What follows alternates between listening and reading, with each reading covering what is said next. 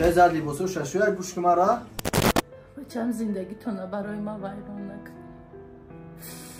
میگی در همین دنیا فقط شما بچه زایدگی. رجب علی ایبرانی چوی خونه اینجا. ها خلا گرید خورید آستا خورید همه همین ناز و نعمت همین میوه های تر و تازه برای شما. میگی در همین دنیا فقط شما بچه زایدگی و دیگران هم بچه دارم. ناز و نازتون فقط بچه تو میکنین. روزی دراز خورده خور میرین از خورده خور رفتن تن توشتون بینن یک پیاله بالای پیاله نمیمونید. با بچه تو میرین ناز و ناز در بچه تو میکنید. رحمت کلی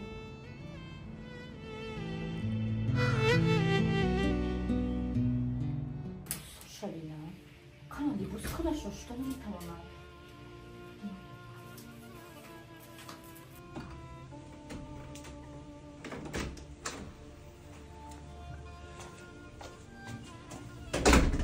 السلام علیکم. سازی زنک خوبی؟ ساز چه دوست دارم. چی حال داری اوچه جان؟ خوب هستی؟ تینج هستی؟ یه شب بچه آمدی مغزک آمدی چی میبینی؟ چی بچه جان؟ هیچی شیشتم بچه هم رحمت برای همی زنی تو چوی گرمک دم میکنه چوی خنک دم میکنه 5 وقت خدمتی ما میکنه. این دختری نغزایی زنی تو برکه و رحمت با پدر و مادرش که همیشه دختری نغزه تربیه کرده. به حد دختری نغزه بچم در همین انتخابی زن خطا نکردی بچم.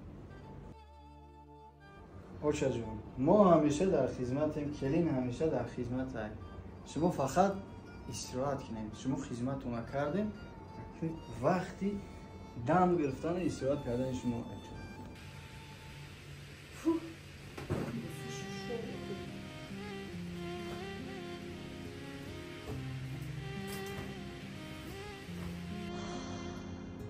یکم خوراکت خوردی؟ اوه شما خدایی مردک ای مردک نبای 1 مینوت اینجا بیاین. حاضر اوچه جون شما بشین از من به مالا کارتو نکنی.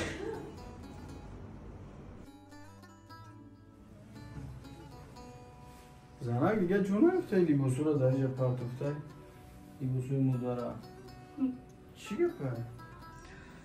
من در این خانه ماشینه لباس شویی هم یا اینکه کلین روزی دراز لباس شو خوراک پس 1 مینوت پس چای بیار. من نمیفهمم در این خانه من کیستم چیستم چی کارایم. و دلم زد این مادر پیرد میفهمی خسته‌ام کرد ناز و نازش. گوش زنک لباس شوشتن با فکرم که یکون جد کم نمیشود. در همین خانه با غیر لباس شوشتن و غیر خراب کردن یکون چی کار نداری تو. دیگه میشین که تو مخصوصا برای مادر من خراب نمیپذی. تو برای شکم خودت خراب میپذی. برای من خراب میپذی. یکون جد کم میشود. خیزد لباسوش شوید من لباسشو نیستم. خیزد لیباسو ششوی گوش که مرا ای زنکی به عقلی ما در وقتش پیش ایانی که ما و تو توی کرده بودیم مسئولیت کرده بودیم که مادرم با ما زندگی میکنه. همه خیلی بود امروز ما برای ما قرار میبروری ها. امروز زبان دراز بلبل وری میخونی ها. او پیش از توی بود حاضر است شد. نمیخواهم مادرت را نمیخواهم در یک خانه با زندگی کردن شد. خاموش یا من یا مادرم تمام گپ من آخران. رجب علی بچم زندگی تو برای ما ویران نکن. من میرم این روز اما کلبه ویران میرم.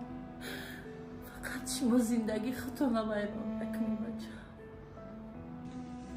اوچه جون شما اصلا گپ نگه اوچه من تا وقتی که هستم تا وقتی که زنده هستم مشاهده شما قطعی ما میمونیم ما در خدمت شما میمونم ما خودمون حل میکنیم مشاهده گوش کنید زنان که به عقل هی گوسپند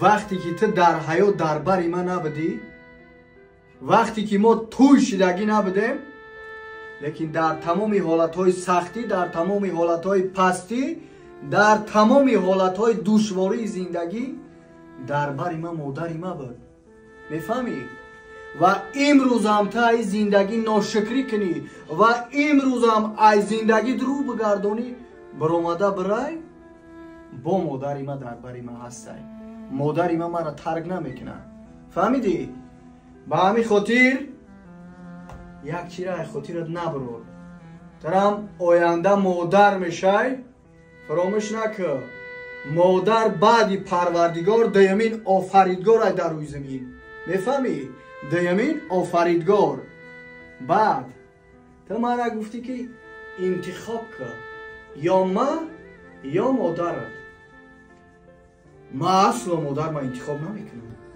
ما ترا انتخاب میکنم ما ترا انتخاب میکنم در حیات برای زندگیم خط زدم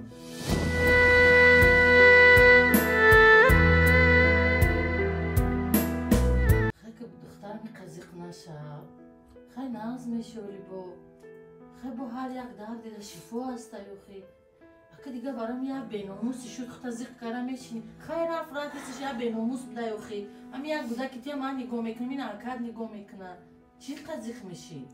زیق نشه فقط زیقی نه که سوز میشه همش بگذارم پس حالی هم نه بگون افتار نشون سوز میشه سوز میشه ما چوشم خانم چند چای من های نخیر چای من های مخنی تو خدا من نمیتونی نمیخیرم میتونی تو خدا نمیتونی خورم خورم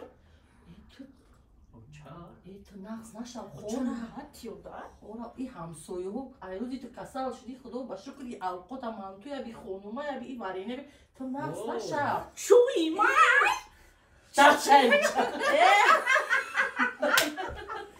دوستان عزیز این حال در جا قرار داره در رفتی لبار خواهی هماشم نخور ما خودم تایرش کم بخدا او چه تایور کرد باید سلام علیکم دوستان عزیز اینم تاری من اینم قربایی اینم تاری کسری داره اینم این تاری کسری باشه برای توبه یافتنش فقط میدون چیکار میکنین چوش هم میخورین نونش هم میخورین خودش به یگون سیستم به یگون دورو اجوش میخیزه نگاهش تو خریده سوز یا یعنی دورو شدی سر نه خیلی گشنا گشنه گدا گشنه کرد الان نگاه تو اولا بای استفاده کردن بیا ما یه خلا چپگی داشت دوری خلا بخشی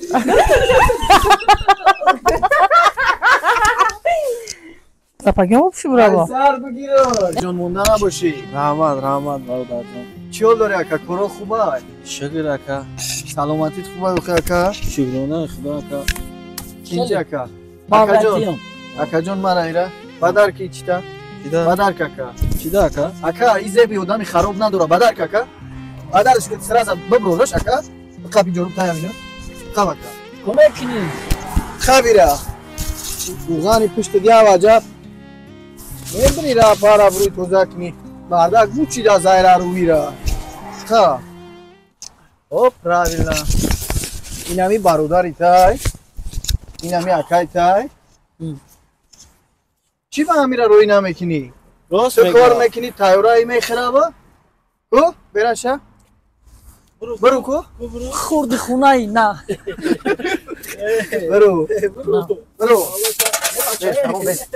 او همین جام که باردار عزیز تو تیجه سلامت تو خوبه خلاصه گپ کنم ای پای فیلمای تربیوی مای پای رولیکای مای پای گفتی همون گپا که همین چیزاکای خوب برای شما حرکت میکنیم پیشنهاد کنیم آب اومده سم کامera داکا هم هر سم خلاصه اینم خیلی اکای شمس اکای بدردین بله رجب علی ابرانی خلاصه این حرکت کسیم که یک چیزا که خوب برای شما پیشنهاد کنیم خلاصه رولیکای نو انتظار باشین در کامنتر حتما فکراتون رو بنویسین یک دونه لایک که بمونه ان شاء الله که ما پای خورد بچا مگه ما گفتم یا زن دیگه میگیرم نمیشه خیلی چیش نبرسا میرا اوش شوته بچم پلداری اوش شوته یک تنه دو تنه سه تایم میری که من روزیم بچم اوش شوته شنگدی خاله من چی کنم؟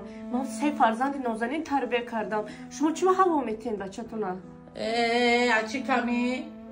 بچم پول داره چند زنی که خواهم میگیره فهمیدی؟ نمیفورته آن درک شدگی سید کاکوتگی رو سری بچم زنده باشه در تاوی کنم که زندگی میکنم.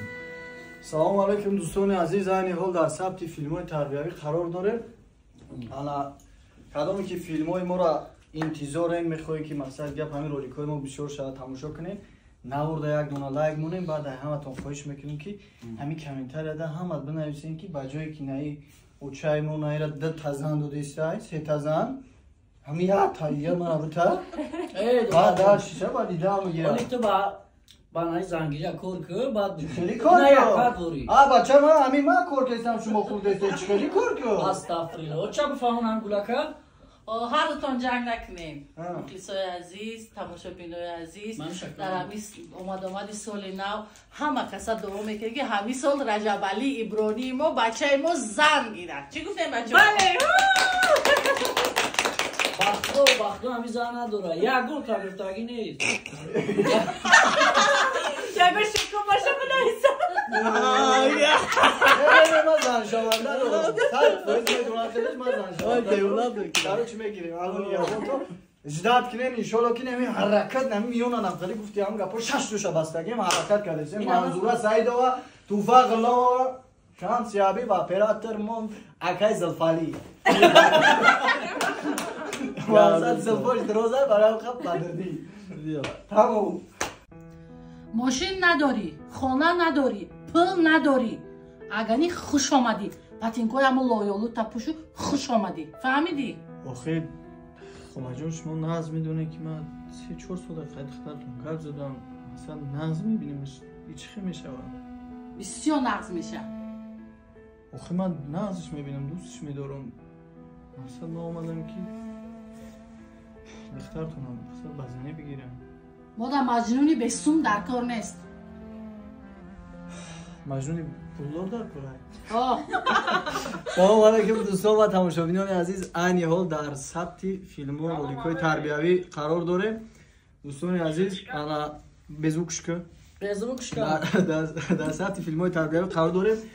همراه توفا بانو غلامова همراه اکتریسای زیبا مریم بانو همراه شمسی حبیب سیومکشکه.